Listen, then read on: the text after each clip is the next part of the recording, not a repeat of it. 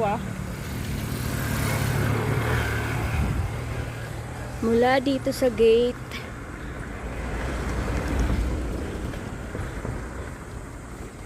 pagpasok,